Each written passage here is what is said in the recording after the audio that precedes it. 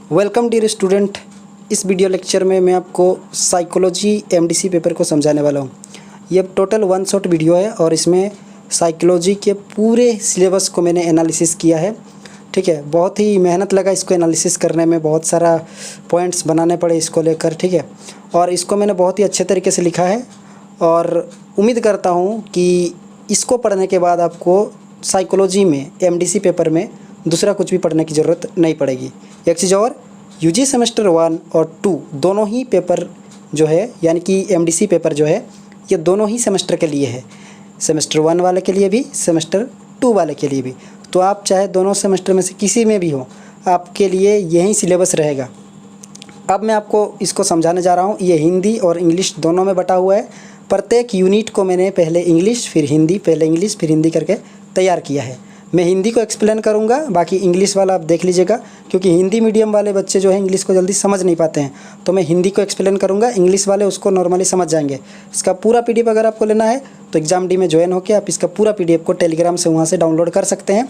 Otherwise अगर आपको नहीं चाहिए तो आप यहाँ से भी लिख सकते हैं या इसको पढ़ सकते हैं, जैसी आपकी इच्छा। चलिए मैं आगे बढ़ता हूँ और इसको समझाता हूँ। MDC paper psychology. सबसे पहले मैं आपको बता दूँ कि इसमें टोटल 4 यूनिट है। 4 यूनिट में जो फर्स्ट यूनिट है वो है आपका इंट्रोडक्शन, यानी कि साइकोलॉजी का इंट्रोडक्शन। इससे पहले आप लोगों ने साइकोलॉजी के बारे में शायद नहीं पढ़ा होगा। ठीक है, तो मैं मान कर चलता हूँ कि आप साइकोलॉजी में जीरो, और वहाँ से मैं आप शुरुआत कर रहा हूँ। ठीक है, तो इंट्रोडक्शन मतलब हो गया परिचय। ये पूरा इंग्लिश है, आप इंग्लिश वाले जो है यहाँ से लिख सकते हैं और पढ़ भी सकते हैं। पूरा इंग्लिश को मैंने इसको पॉइंट वाइज अच्छे से जो है कुछ अलग अलग कलर का इस्तेमाल करके मैंने उसको हाईलाइट किया है ताकि आप उस चीज़ को समझ सकें। ठीक है, अब मैं यहाँ पर समझाने जा रहा हूँ हिंदी माध्यम से। ये देखिए, परिचय, मनोविज्ञान की परिभाषा। सबसे पहले क्या होता है ना कि मनोविज्ञान क्या है, इसकी परिभाषा दीजिए। तो मनोविज्ञान क्या है मैंने पहले यहाँ पे वो बताया है और उसके बाद उसकी परिभाषा भी मैंने यहाँ पे बताया है, तो आप उसको ध्यान से देखिएगा। मनोविज्ञान मन और व्यवहार का वैज्ञानिक अध्ययन है ना। यहाँ पर मैंने 2 चीज़ को जो है अलग कलर से दिखाया है ताकि आप लोग इसको समझें कि मन और व्यवहार का वैज्ञानिक अध्ययन जब किया जाता है ना, हम लोग का माइंड और हम लोग का बिहेव, हम लोग का मन और व्यवहार का जब वैज्ञानिक तरीके से अध्ययन किया जाता है तो उसे ही मनोविज्ञान कहा जाता है। और इसमें इसका उद्देश्य होता है कि मानवीय अनुभव के सभी पहलुओं को समझें, सोचें, महसूस करें और कार्य करने। ये सारी चीज़ उसमें शामिल होती है। हम लोग क्या सोचते हैं, क्या महसूस करते हैं, कैसे कार्य करते हैं, ये सारा चीज़ उसमें शामिल होता है। यहाँ कुछ प्रमुख मनोवैज्ञानिकों की जो परिभाषा है ना उसमें दी गई है। पहला आपका है विलियम जेम्स। 1890 में उन्होंने कहा था कि मनोविज्ञान मानसिक जीवन का विज्ञान है और इसकी घटनाओं और उसकी दोनों स्थितियों का भी विज्ञान है। मतलब उन्होंने कहा कि अगर कोई जो सचेत अनुभव है, इस पर उन्होंने जोर दिया है। सचेत अनुभव का मतलब होता है कि चेतना के साथ आप जब कोई चीज़ अनुभव करते हैं, है ना, उसको बोलते हैं सचेत। एक अचेत होता है। अचेत मतलब आप चेतना नहीं, जैसे नींद में होता तो अचेत हो गए, और जब आप इसे जागे हैं तो उसको बोलते हैं सचेत। तो जागे होकर आप जो कुछ भी अनुभव करते हैं उसको उन्होंने क्या कहा, मनोविज्ञान कहा। इसके बाद आते हैं हमारे वॉटसन जी। 1913 में वो एक परिभाषा देते हैं और कहते हैं कि व्यवहार का विज्ञान को ही मनोविज्ञान कहते हैं। और उन्होंने कहा कि जो मनुष्य है, ठीक है, वो आंतरिक मानसिक अवस्थाओं के बजाय जो कुछ देखता है अपने आसपास उस पर वो ज़्यादा जल्दी रिएक्ट करता है। ठीक है, यानी कि वो कहता है कि अवलोकनीय व्यवहार, वो आसपास के व्यवहार को देखता है, लोग कैसे काम कर रहे हैं, कैसे सुन रहे हैं, कैसे बोल रहे हैं, वो सारी चीज़ को देखता है और ख़ुद भी उसी तरीके से काम करने की कोशिश करता है। ये है मनोविज्ञान। और उसके बाद स्किनर जी आते हैं और 1953 में वो कहते हैं कि व्यवहार और उस वातावरण का अध्ययन जिसमें यह होता है वो मनोविज्ञान है। इसमें सीखने और अनुकूलन की भूमिका पर उन्होंने बल दिया। उन्होंने कहा कि व्यवहार को मनुष्य सीखने की कोशिश करता है और सीखते सीखते वो अनुकूलित हो जाता है, उसमें अनुभव आने लगते हैं। यही मनोविज्ञान है। वो मन जो है देख देख के अपने आप को उस तरीके से बनाने की कोशिश करता है। कार्ल जंग, बहुत ही महान मनोविज्ञान, कार्ल जंग ने 1921 में एक परिभाषा दी, कहा कि ये मानस का विज्ञान है, यानी हम लोग का मन का विज्ञान है। ठीक है, और सचेत और अचेत दोनों ही प्रक्रियाओं में शामिल है। इन्होंने पहली बार कहा कि ये सचेत मतलब हम लोग जागे हुए हैं, अचेत मतलब सोए हुए हैं, दोनों ही टाइम ये काम करता है। और फाइनली हमारे जो बहुत महान मनोवैज्ञानिक हैं सिगमंड फ्रॉइड, ठीक है। ये मनोविज्ञान के क्षेत्र के महान व्यक्ति हैं। अगर आप मनोविज्ञान को डिटेल से जानेंगे तो सिगमंड फ्रॉइड का जो सिद्धांत है वो आपको जानकर आश्चर्य होगा कि उन्होंने ऐसे ऐसे सिद्धांत दिए कि दुनिया में लोग आज भी उस पर रिसर्च कर रहा है। तो अचेत मानसिक प्रक्रियाओं के विज्ञान को उन्होंने कहा कि अचेतन इच्छा और द्वंद्व जो होता है ना, यही मनोविज्ञान है। अचेतन मतलब क्या होता है? मान लीजिए कि आप चेतन, हम लोग का जो दिमाग है, ठीक है, मैं आपको यहाँ पे बता रहा हूँ, ये मान लीजिए दिमाग है, तो इसका जो 20% है, ठीक है, 20% और 80%, तो जो 20% है ना, ये हम लोग जागे हुए टाइम इस्तेमाल करते हैं, और जो 80% है ना, वो हम लोग ऐसे ही, मतलब उधर उतना ध्यान नहीं जाता है, लेकिन 80% भी काम करता है। फॉर एग्जांपल दिल का धड़कना, भोजन का पचना, किडनी का काम करना, और हमारे छोटी आंत बड़ी आंत सबका काम करना, ठीक है, पलके झपकना, ये सारी चीज़ें हम लोग जो है कंट्रोल नहीं कर पाते, लेकिन ये सारी चीज़ें ऑटोमेटिक कंट्रोल हो जाती है। ये कौन करता है? यही तो हम लोग का अचेतन मन करता है ना, जो हम लोग का दिमाग है। तो ये सारी चीज़ें जो है भीतर ही भीतर चलते रहती है। तो ये मैंने परिभाषाएं बता दी। अब मैं आपको बता रहा हूँ इसका दृष्टिकोण। मनोविज्ञान के बहुत सारे दृष्टिकोण हैं। पहला जो आपका है वो है जैविक मनोविज्ञान। यह दृष्टिकोण व्यवहार के जैविक आधारों पर केंद्रित है, जैसे कि मस्तिष्क और तंत्रिका तंत्र, यानी जैविक विज्ञान में मस्तिष्क और तंत्रिका तंत्र पर ज़्यादा जोर दिया जाता है। इसके अलावा एक होता है संज्ञानात्मक मनोविज्ञान। इसमें सोचना, सीखना, जानकारी याद रखना, ये सारी चीज़ें इसमें आ जाती है, संज्ञानात्मक मनोविज्ञान। इसके बाद आता है सामाजिक मनोविज्ञान। हम लोग समाज को देखकर, सामाजिक दुनिया को देखकर जो कुछ भी सीखते हैं या प्रभावित होते हैं, वो सारी चीज़ों को बोलते हैं सामाजिक मनोविज्ञान। आसपास मनुष्य अपने समाज से ही तो प्रभावित होता है। जब वो देखता है समाज में जो लोग कर रहे हैं तो वो करता है, सब कोई हंस रहा तो वो भी हंस देता है, सब कोई रो रहा है वो भी रो देता है, सब कोई नाच गा रहा वो भी नाचने लगता है। तो ये मनुष्य की फितरत होती है, मनुष्य का व्यवहार है कि समाज में जैसा देखता है वो वैसे ही बिहेव करता है, वो अलग तरीके से बिहेव नहीं करता है। अपवाद को छोड़कर, कुछ लोग अपवाद होते हैं। और अगर बात करें विकासात्मक मनोविज्ञान का, तो ये बढ़ते और बदलते रहता है, यानी इस दृष्टिकोण पर लोग अपने पूरे जीवन काल में कैसे बढ़ते हैं, कैसे बदलते हैं, ये सारी चीज़ों का अध्ययन किया जाता है। और व्यक्तिगत मनोविज्ञान में मनुष्य की जो विभिन्नताएं हैं ना, उस चीज़ का अध्ययन किया जाता है, यानी एक व्यक्ति जो है विभिन्न तरीके से जो है रिएक्ट करता है, विभिन्न तरीके से व्यवहार करता है, उसका अध्ययन किया जाता है। तो यह मैंने आपको बताया उसका दृष्टिकोण। अब उसका दायरा देखिए। दायरा क्या है? मनोविज्ञान व्यवहार और मानसिक प्रक्रियाओं को स्पष्ट और वस्तुनिष्ठ तरीके से वर्णन करता है, यानी वो मानव के व्यवहार को और मन को बहुत ही विस्तार से वर्णन करता है, स्पष्टीकरण देता है। मनोविज्ञान समझाता है कि लोग ऐसा व्यवहार क्यों करते हैं, क्यों सोचते हैं, वो ऐसा क्यों कर रहा है, कोई ऐसा कर रहा है तो क्यों कर रहा है, उसके पीछे की पूरी जानकारी देता है। वो पूर्वानुमान लगाता है, वो भविष्यवाणी कर सकता है, और वो बदलाव लाता है इस सारी चीज़ों का अध्ययन करने के बाद। यानी कि जो मनोवैज्ञानिक होते हैं वो पूर्वानुमान लगाते हैं किसी व्यक्ति को थोड़ा स्टडी करके, थोड़ा पढ़ के, कि ये व्यक्ति पिछले 2 साल से इस तरीके से डिसीजन ले रहा है, मतलब आने वाला 2 साल में ये ऐसे डिसीजन लेगा। तो ये हो गया मनोविज्ञान का अध्ययन। भारत में अगर मनोविज्ञान की बात करें तो ये बहुत प्राचीन है। भारत में वेद जो हैं, उपनिषद जो हैं, बड़े बड़े जो ग्रंथ हैं, प्राचीन भारतीय बहुत सारे ऐसे ग्रंथ हैं, उनमें जो है दर्शन और आध्यात्मिक, यानी कि फिलोसॉफी और स्पिरिचुअलिटी जो है वो भरा पड़ा हुआ है। तो भारत मनोविज्ञान में बहुत ज़्यादा आगे निकला हुआ है, ज़रूरत है इसको निखारने की। भारत में पहला मनोविज्ञान विभाग 1890 में मद्रास विश्वविद्यालय में स्थापित किया गया। इसको नोट कर लीजिएगा, मैंने इसको अलग तरीके से जो है लाइन करके आपको दिखा दिया है। तो ये हो गया। और भारत में आयुर्वेद और योग में भी लोगों की रुचि बढ़ रही है। ये भी सामाजिक मनोविज्ञान, अंतर सांस्कृतिक मनोविज्ञान, असामान्य मनोविज्ञान, ये सारी जगहों पर जो है इसकी कार्य होते हैं। तो भारत में मनोविज्ञान जो है बहुत ही प्राचीन है, प्राचीन परंपरा है। आते हैं हम लोग यूनिट 2 में। फर्स्ट यूनिट में हम लोग ने इंट्रोडक्शन में देखा मनोविज्ञान क्या है, उसका दृष्टिकोण क्या है, उसका दायरा क्या है, भारत में उसका कितना दायरा है। अब आते हैं ब्रांचेस ऑफ साइकोलॉजी, यानी कि मनोविज्ञान की क्या क्या शाखाएं हैं। तो ये देखिए, मैं इंग्लिश में पढ़ रहा हूँ और उसके बाद हिंदी में उसको एक्सप्लेन कर दूंगा।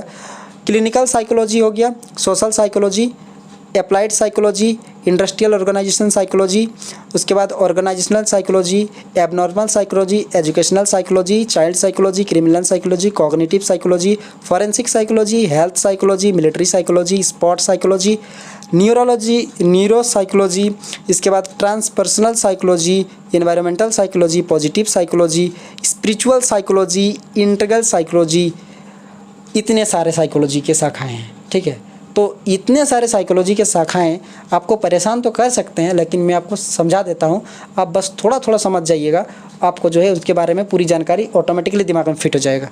तो मनोवैज्ञानिक की शाखा हैं, जो पहला मैंने बताया ना क्लिनिकल साइकोलॉजी, तो हिंदी वाला आप सुन लीजिए, उसको नैदानिक मनोविज्ञान बोलते हैं। इसमें क्या होता है, जो इसमें मनुष्य की मानसिक भावनात्मक व्यवहारिक विकारों का निदान किया जाता है, उपचार किया जाता है कि मनुष्य का जो मन है, बहुत जन मानसिक बीमारी से गुजरते हैं तो उनको निदान किया जाता है, उसे बोलते हैं क्लिनिकली साइकोलॉजी। ठीक है, अस्पताल, क्लिनिक, निजी प्रैक्टिस विभिन्न क्षेत्रों में काम करते हैं। सामाजिक मनोविज्ञान क्या होता है, यह इस क्षेत्र की खोज करता है जो दूसरों की उपस्थिति और सामाजिक परिस्थितियों से लोगों के विचार, भावनाएं, व्यवहार कैसे प्रभावित होते हैं। तो सामाजिक जो साइकोलॉजी होता है उसमें सामाजिक धारणा की जांच की जाती है कि लोगों की विचारधारा कैसी है और ये लोग किस प्रकार के डिसीजन लेने वाले हैं। व्यवहारिक जो मनोविज्ञान है, अप्लाइड साइकोलॉजी बोलते हैं, ये एक व्यापक क्षेत्र है और वास्तविक दुनिया की समस्याओं को हल करने के लिए इसका इस्तेमाल किया जाता है। ठीक है, इसके बाद होता है औद्योगिक संगठनात्मक मनोविज्ञान।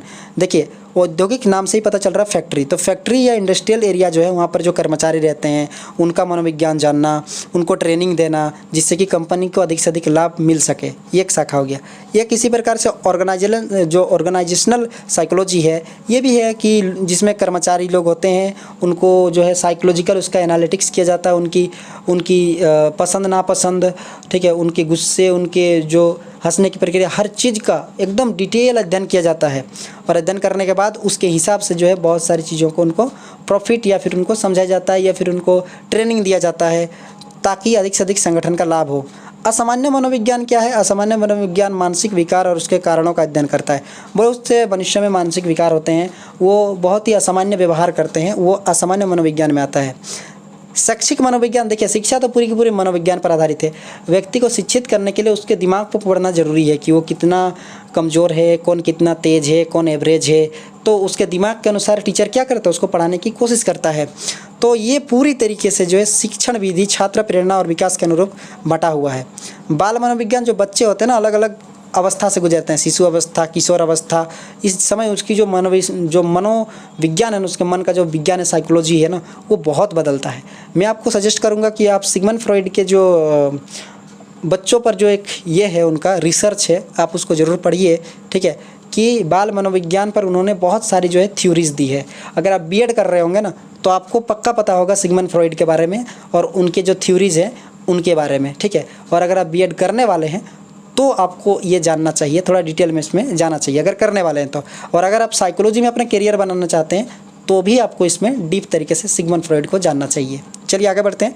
आपराधिक मनोविज्ञान, जो क्रिमिनल होते हैं, जो अपराधी होते हैं, उनका दिमाग क्या होता है, ऐसी क्या चीज़ें होती हैं जो अपराध करते हैं। ठीक है, उन चीज़ों का अध्ययन करते हैं मनोवैज्ञानिक, तो उससे उस शाखा को बोलते हैं आपराधिक मनोविज्ञान। एक होता है कॉग्निटिव साइकोलॉजी, जिसे संज्ञानात्मक मनोविज्ञान कहा जाता है। लोग कैसे सोचते हैं, लोग कैसे सीखते हैं, जो मनोविज्ञान इसका अध्ययन करता है उस क्षेत्र को बोलते हैं संज्ञानात्मक मनोविज्ञान या कॉग्निटिव साइकोलॉजी। एक होता है आपका फॉरेंसिक साइकोलॉजी, आप फॉरेंसिक जांच के बारे में जानते होंगे, लेकिन यहाँ पर न्यायालयिक मनोविज्ञान होता क्या है, कानूनी मामलों में जो मनोविज्ञान ज्ञान को लागू किया जाता है उसको बोलते हैं फॉरेंसिक साइकोलॉजी। आप सुने होंगे फिल्मों में दिखाया जाता है कि इसका फॉरेंसिक जांच होगा, तो मतलब मनोविज्ञान के आधार पर उसको चेक किया जाता है। ठीक है, कि वो ऐसा अपराध कैसे किया। उसके बाद स्वास्थ्य मनोविज्ञान, स्वास्थ्य माने हेल्थ साइकोलॉजी। हम लोग का मन जो होता है ना, हम लोग के शरीर को जो है कंट्रोल करता है, यानी मन स्वस्थ तो शरीर स्वस्थ, इतना समझ लीजिए। तो ये भी कैसे होता है, इसके अध्ययन को हेल्थ साइकोलॉजी कहते हैं। सैन्य साइकोलॉजी, देखिए किसी भी देश को सुरक्षित रखने के लिए आर्मी यानी मिलिट्री का होना बहुत आवश्यक है, और जो मिलिट्री होते हैं ना उनका जो मनोविज्ञान होता है बहुत तगड़ा होता है, बहुत मजबूत होता है, इसलिए वो लोग टिक जाता है। ठीक है, युद्ध के तनाव को झेलता है, आघात झेलता है, बहुत सारे उनको जो है बहुत सारी पीड़ाओं से होकर गुजरना पड़ता है देश को रक्षा करने के लिए, दूसरे देशों से उसको बचाने के लिए। तो इस पर जो अध्ययन होता है उसको बोलते हैं सैन्य मनोविज्ञान। खेल की भावना होती है, लोग खेलते हैं, क्रिकेट खेलते हैं, फुटबॉल खेलते हैं, वहाँ पर भी मनोविज्ञान होता है। अगर मनोविज्ञान नहीं होगा तो एक दूसरे को पीट पाट के बराबर कर लेगा, वो लोग झगड़ा कर लेगा। तो वो जो खेल की भावना होती है, चोट से कैसे उभरें, चिंता, हार गए उससे कैसे वो बाहर निकले, उसको बोलते हैं खेल का मनोविज्ञान। एक होता है न्यूरो साइकोलॉजी, है ना, तंत्रिका मनोविज्ञान, यानी मस्तिष्क और हमारे व्यवहार के बीच जो संबंध है उसे बोलते हैं न्यूरो साइकोलॉजी। और जो न्यूरो साइकोलॉजिस्ट होता है ना, वो हमारे जो दिमाग है वो कैसे कमज़ोर हो गया, कैसे काम नहीं कर पा रहा, ये सारी चीज़ों का वो अध्ययन करता है। एक आता है ट्रांसपर्सनल साइकोलॉजी, यानी मानव क्षमता जब आध्यात्मिक अनुभव और आत्म साक्षात्कार पर पहुंच जाता है, चेतना के चरम ये में पहुंच जाता है, तो उसे बोलते हैं पराव्यक्तिक मनोविज्ञान। देखिए कुछ जो होते हैं ना वो लोग कहते हैं एकदम चेतना के बाहर की बात करते हैं, जिसको आप समझ ही नहीं पाते कि ये क्या बोल रहा है भाई, ठीक है। तो इस प्रकार से मानव चेतनशील प्राणी है, चेतना सबसे ऊपर है, इस प्रकार की जो बातें होती है इसको बोलते हैं ट्रांसपर्सनल साइकोलॉजी। एक आता है पर्यावरण मनोविज्ञान, ठीक है। तो लोग और उसके जो पर्यावरण है ना उसके बीच एक गहरा संबंध है, जो इसका अध्ययन होता है उसे बोलते हैं पर्यावरण मनोविज्ञान। एक होता है पॉजिटिव साइकोलॉजी, ठीक है, यानी जितने भी सकारात्मक चीज़ें हैं, जो पॉजिटिव चीज़ें, जब उसको हम लोग अध्ययन करते हैं तो होता है सकारात्मक मनोविज्ञान। आध्यात्मिक मतलब मानव अनुभव और विकास को समझने के लिए जो अवधारणाएं हैं उससे आध्यात्मिक परंपराओं के साथ एकीकृत किया जाता है और मानसिक स्वास्थ्य और कल्याण में आध्यात्मिकता की भूमिका को खोजा जाता है। यानी कि अध्यात्मों के माध्यम से कैसे एक मनुष्य को ठीक किया जा सकता है, उसका मन को परिवर्तित किया जा सकता है, उसको बोलते हैं आध्यात्मिक मनोविज्ञान यानी स्पिरिचुअल साइकोलॉजी। इंटीग्रल साइकोलॉजी मतलब एकीकृत मनोविज्ञान, ये लास्ट है इधर का। तो मानव अनुभव को समझने के लिए एकीकृत ढांचा बनाया गया है और मनोविज्ञान सिद्धांत में पूर्वी पश्चिमी दार्शनिक सभी को मिलाकर जो है जो सिद्धांत बनाए गए अलग अलग दार्शनिकों के, उसको बोला गया एकीकृत मनोविज्ञान यानी इंटीग्रल साइकोलॉजी। और यहाँ पर आते हैं यूनिट 3 पे। अब यूनिट 3 जो है वो है साइकोलॉजी एंड मेंटल इलनेस, ठीक है। एकदम टफेस्ट आपका मान सकते हैं यूनिट 3 है, क्योंकि इसमें बीमारियों की बात होगी और यहाँ मूल रूप से जो मेंटल इलनेस की बात हो रही है, ठीक है। तो यहाँ पर क्या क्या है देखिए, एंजाइटी डिसऑर्डर है आपका सिलेबस में जो है एंजाइटी डिसऑर्डर, इस पर सवाल आ सकता है। और एक आपका हो गया डिप्रेशन, ठीक है, आप ये सब सुने होंगे। सीजोफ्रेनिया, इसे स्कीजोफ्रेनिया भी बोलते हैं। और इसके अलावा आप यह जो लास्ट पॉइंट है वो है आपका, थोड़ा ये सब लंबा पॉइंट है, ठीक है, वो है मेंटल रिटार्डेशन। अब इसे इंटेलेक्चुअल डिसएबिलिटी भी बोलते हैं। तो यहाँ पर जो है इसके बारे में मैं आपको अभी समझाने जा रहा हूँ। ये आपका इंग्लिश वर्जन हो गया, अब आया हिंदी वर्जन में। मनोविज्ञान एवं मानसिक बीमारी, ठीक है। अब मनोविज्ञान और मानसिक जो बीमारी है इसमें जो आपको सबसे पहले ये बताया गया है कि मानसिक बीमारी होती क्या है। तो मानसिक बीमारी कई स्थितियों के लिए सामान्य शब्द है जो किसी व्यक्ति के मूड, सोच, व्यवहार को प्रभावित करता है।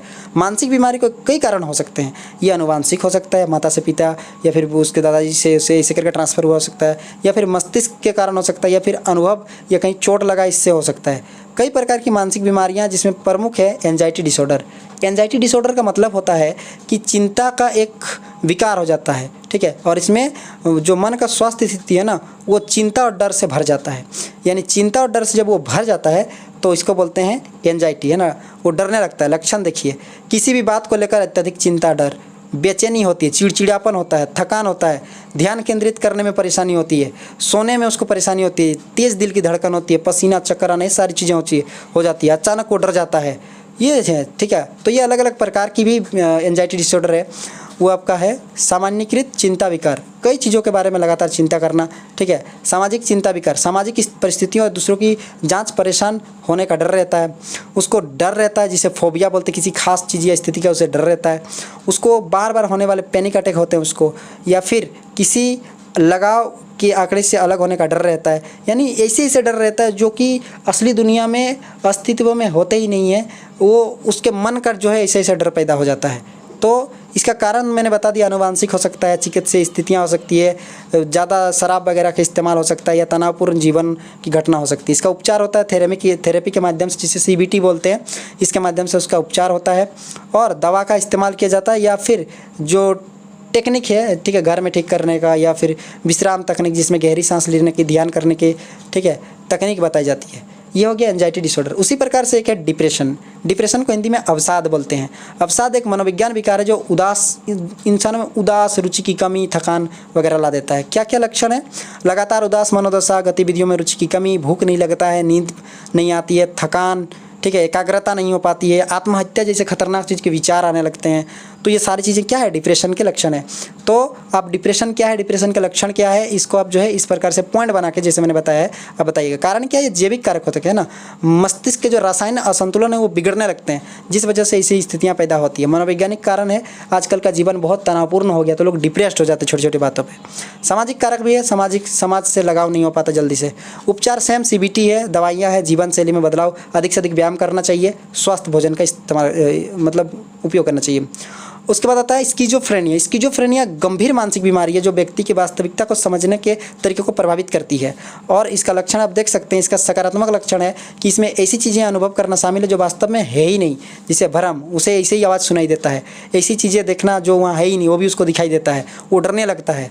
ठीक है, ऐसे गलत विश्वास जिन्हें व्यक्ति सबूतों के बावजूद दृढ़ता से मानता है कि ये है नहीं, फिर भी वो जो है उसको मानने लगता है। ठीक है, तो उदाहरण के लिए विश्वास करना कि कोई उनके विचारों को नियंत्रित कर रहा है। नकारात्मक क्या होता है, ऐसा लोग कम बोलता है, छोटे छोटे बात बोलता है, और पहल की इनमें कमी होती है, काम ज़्यादा नहीं करता है, लोग खुशी का अनुभव नहीं कर पाता है, खुद को दूसरों से अलग रखता है। ठीक है, इनमें सोचने और जानकारी को जो संसाधित करने की समस्या होती है ना, वो बहुत ही है, और ध्यान लगाने में बहुत मुश्किल अनुभव करते हैं। इनमें ध्यान, याददाश्त से सब खत्म हो जाता है। कारण क्या है, कारण आनुवांशिक भी हो सकता है, परिवार के सदस्यों की वजह से भी स्किज़ोफ्रेनिया हो सकता है, या फिर जन्म से पहले मस्तिष्क के विकास में जो प्रॉब्लम होती है उसकी वजह से भी, मस्तिष्क विकास में प्रॉब्लम होने की वजह से भी ये हो सकता है, और पर्यावरण के घटना के कारण भी हो सकता है, जैसे तनावपूर्ण जीवन जीना, नशीली दवाओं का इस्तेमाल करना, गर्भावस्था के दौरान कुछ संक्रमण जोखिम बढ़ा सकते हैं।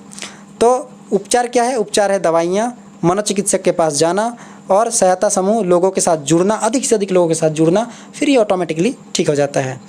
एक आता है फाइनली आपका मानसिक मंदता, जिसे बोलते हैं मेंटल रिटार्डेशन। तो ये जो मेंटल रिटार्डेशन है, इसको आजकल पहले कहा जाता था मानसिक मंदता, अब इसका नाम हो गया बौद्धिक अक्षमता। ठीक है, तो बौद्धिक अक्षमता जो है वो क्या है, बौद्धिक अक्षमता कार्यप्रणाली और अनुकूलन व्यवहार दोनों में महत्वपूर्ण सीमाओं को संदर्भित करता है। बौद्धिक कार्यप्रणाली को मानकीकृत बुद्धि परीक्षणों द्वारा मापा जाता है, और ये किसी व्यक्ति के तर्क करने, सीखने, समस्या को सुलझाने की क्षमता को दर्शाता है। और अनुकूली व्यवहार से तात्पर्य दैनिक जीवन के लिए आवश्यक कौशल से, जैसे संचार, खुद की देखभाल करना, समाज के लोगों से मिलना। और सीमाओं की शुरुआत अगर आमतौर पर 18 वर्ष की आयु से पहले हो जाती है। तो कारण क्या है, आनुवांशिक कारण है। ठीक है, जन्म पूर्व समस्या, जन्म के समय चोट, संक्रमण, कुपोषण सहित विभिन्न कारक हो सकते हैं जिसमें कि दिमाग जो है विकसित नहीं हो पाता है, कभी कभी कारण की पहचान हो भी नहीं पाती है। इसके अलग अलग स्तर होते हैं, किसी को हल्का दिमाग विकसित नहीं हुआ, किसी का थोड़ा ज़्यादा ही नहीं हुआ, जिसका जो है बहुत ज़्यादा नहीं हुआ। तो ये सारे अलग अलग ये हैं, हल्का मतलब सबसे नॉर्मल चीज़ है, और मध्यम, गंभीर, गहरा। उपचार क्या है, दैनिक जीवन में व्यक्ति की क्षमता और स्वतंत्रता को अधिकतम करने पर केंद्रित करना होगा। इसमें विशेष शिक्षा कार्यक्रम, व्यावसायिक प्रशिक्षण, वाक चिकित्सा, मतलब बोलने का चिकित्सा, और व्यावसायिक चिकित्सा यानी कि लोगों से मिलना जुलना, सामाजिक कौशल प्रशिक्षण शामिल हो सकते हैं। फाइनली आते हैं यूनिट 4 पे, जो कि साइकोलॉजिकल बेसिस ऑफ बिहेवियर है। यानी कि इसमें न्यूरॉन्स के बारे में आपको पढ़ना होगा, दिमाग के बारे में आपको पढ़ना होगा, और इसमें आपको जानना होगा कि ये जो संवेदी तंत्र है वो होता क्या है। ये थोड़ा एक लंबा जो है पॉइंट है यूनिट 4। ठीक है, और इस यूनिट 4 को जो है आप देख सकते हैं, मैंने इसको पॉइंट वाइज जो है तैयार किया है, आपको इसमें बहुत ही ज़्यादा जो है हेल्प होगा। ठीक है, उम्मीद करता हूँ कि आप जो है इसको लिखते हुए इसको पढ़ाई कर रहे हैं। और यहाँ पर मैंने जो है इसको बहुत लंबा चौड़ा हो गया। ठीक है, ये देखिए, न्यूरॉन संरचना, कार्य प्रकार, केंद्रीय तंत्रिका तंत्र, संरचना, कार्य और संवेदी तंत्र। आप सिलेबस से मिला लीजिए, सेम टू सेम यही रहेगा, हिंदी इंग्लिश में रहेगा। ठीक है, वो इसका हिंदी वर्जन है ये। तो यहाँ पर आपको पढ़ना पड़ेगा न्यूरॉन के बारे में। आप न्यूरॉन के बारे में क्लास 10 में पढ़ चुके होंगे, फिर भी मैं थोड़ा सा यहाँ पे रिवाइज करा दे रहा हूँ। न्यूरॉन क्या है, न्यूरॉन क्या करता है, न्यूरॉन जो है सूचनाओं को हमारे मस्तिष्क तक पहुँचाता है। मान लीजिए कि आपका हाथ जो है आँख में गलती से चला गया, तो आप हाथ को हटा लेते हैं। पैर में या कुछ कांटा घुस गया, पैर को हटा लेते हैं। कैसे होता है, ये न्यूरॉन की वजह से होता है। और न्यूरॉन हमारा पूरा बॉडी में फैला हुआ है ना, इसे तंत्रिका तंत्र बोलते हैं। और यही पूरी सूचनाओं को यहाँ से वहाँ पहुँचाता है। इसका कार्य होता है सूचना का संचार करना। ठीक है, ये संवेदी जानकारी को पहुँचाता है। संवेदी मतलब क्या होता है, किसी चीज़ को छूते हैं, कौन नरम है, कौन खुरदरा है।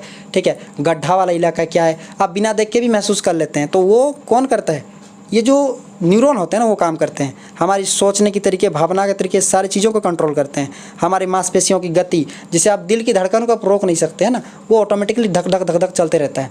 तो जैसे हम लोग सांस रोक लेते हैं, धड़कन को रोकेंगे तो इंसान तो हमेशा के लिए ख़त्म हो जाएगा।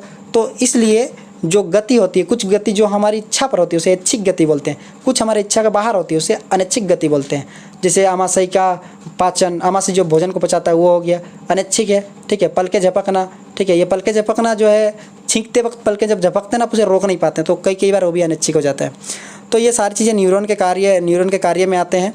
ठीक है, और न्यूरॉन के जो प्रकार है ना, वो प्रकार उसके कार्य के आधार पर बांटे हुए, जैसे कि संवेदी न्यूरॉन, जो न्यूरॉन हमारे आँख, त्वचा, कान, नाक, जीभ में होता है उसे संवेदी बोलते हैं। इन्हीं की मदद से हम लोग सूंघ पाते हैं, देख पाते हैं, छू पाते हैं, छूने को महसूस कर पाते हैं, स्वाद टेस्ट वगैरह महसूस करते हैं। ठीक है। मोटर न्यूरॉन, जो मोटर न्यूरॉन होते हैं ना, ये गति पैदा करते हैं ना, मांसपेशियों को फैलाना, ठीक है, सिकुड़ना, ऐसे करके ये मोटर न्यूरॉन। अंतर न्यूरॉन क्या होते हैं, ये जो है ना रीढ़ की हड्डी के माध्यम से ट्रांसफ़र होते हैं इधर उधर। जैसे नीचे का शरीर को, यानी कमर के नीचे वाला भाग को मस्तिष्क जो है कंट्रोल करता है, वो रीढ़ की हड्डी की मदद से। ठीक है। और इसके बाद संरचना के आधार पर भी अलग अलग है, जैसे कि यूनिपोलर, बाईपोलर, माने एक ध्रुव वाले कुछ न्यूरॉन होते हैं, द्विध्रुव वाले कुछ न्यूरॉन होते हैं। ठीक है। उसके बाद बहुध्रुवीय न्यूरॉन भी होते हैं, जो कि मस्तिष्क, रीढ़ की हड्डी में पाए जाते हैं। तो इस प्रकार से न्यूरॉन की जानकारी है, छोटा सा जानकारी मैंने आपको बताया है यहाँ पे। ठीक है। केंद्रीय तंत्रिका तंत्र इसकी क्या है, CNS है ना। तो सेंट्रल नर्वस सिस्टम क्या होता है, केंद्रीय तंत्रिका तंत्र, ये शरीर का नियंत्रण रखता है, पूरा शरीर का। और इसकी संरचना कैसे है, दिमाग और रीढ़ की हड्डी। दिमाग में सारी चीज़ें जमा होती है, हमारी भावना, हमारी यादें, हमारी संवेदना, दुख, दर्द, सब कुछ रीढ़ की हड्डी के माध्यम से शरीर के बाकी हिस्सों तक इसको पहुंचाया जाता है। उसे मेरुरज्जु भी बोलते हैं ना। तो वो सारी चीज़ें जो है पहुंचती है, स्पाइनल कॉर्ड वगैरह इसका नाम है।